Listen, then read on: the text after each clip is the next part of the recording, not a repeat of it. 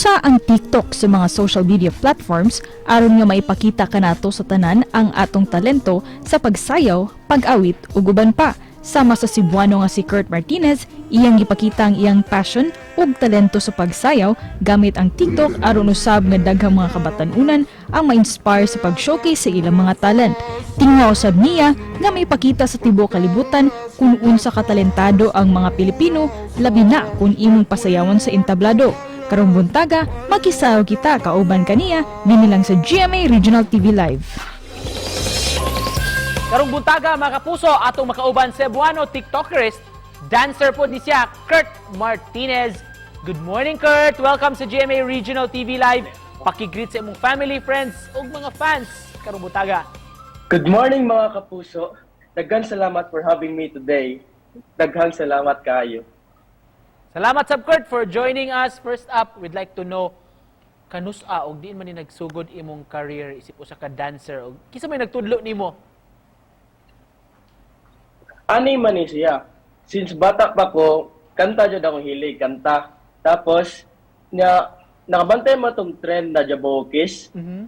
Dito ako nakapa-change talent na kurso na kay ko mo sayaw. Isip usa ka aspiring dancer og nag-strive to be one of the best someday. How will you be able to showcase your talent, Kurt, internationally?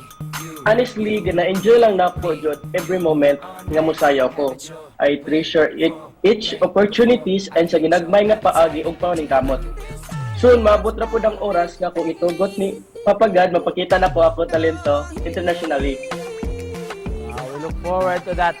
Daghan gyud kay mga dancers karong panahon na Kurt nga upakita lain-lain nga mga dance moves. Unsa man nimo pag stand out ug unsa man imong signature move? For me, kitang tanan mo stand out jud ta and we all had our own signature moves. But one thing that can really make us stand out is not our dance move, kundi kung giunsa nato pagdala atong kinabuhi. Isip usa ka TikTokerist, ubay-ubay na sab ang mga followers, mga likes nga imong na-obtain. So may gibati nimo ini. I'm so humble nga naganawan og nakadaig sa akong pagsayaw. Very honored and thankful jud kayo ko ilabi na sa ato. Kurt, isip usa ka dancer. How will you compare yourself imong kinabuhi sa kasayaw? Actually, ang kinabuhi mura jud og sayaw. Kay usahay kay bata sa steps and sometimes we make them up. Usahay mosunod ta sa musika og beat, pero usahay we make up our own tune and sometimes musayaw ta og hinay and usahay agpas. Di na mo palabyon ang higayonan, Kurt. May example nimo karong buntaga pampag good vibes sa atong mga kapuso viewers. Sige, sure. Let's go.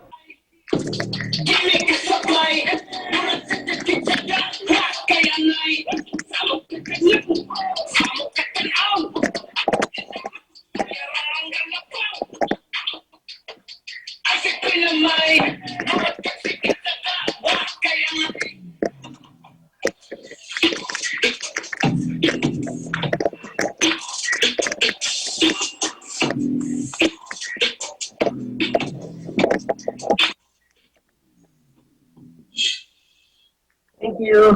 Wow! Bigay todo kayo si Kurt. Mga kapuso. Salamat po. Alright, Kurt, asa man pwedeng makita, ma-check out sa imong mga fans, mga followers, imong mga social media platforms aron maka-engage sab sila nimo? Magitaan ko ninyo sa Facebook, Kurt Martinez, sa Instagram, @kakurt, and Twitter, @Kurt Ralph, and sa YouTube, last guy, Kurt Martinez. Very active sa social media. Isipan na po, Kurt, mensahe nimo sa atong mga viewers sa rong buntaga. Never say never. Dasig lang jud sa kinabuhi og dili jud mawad-an sa paglaom. Kay ang Ginoo naa ra gid pirmi og maabot ra ang panahon nga mabayrang tanan. Natong mga tanan paningkamot. That's true. Never say never. Daghan kayong salamat, Kurt, sa Thank you pag-share so sa imong much, talent this morning.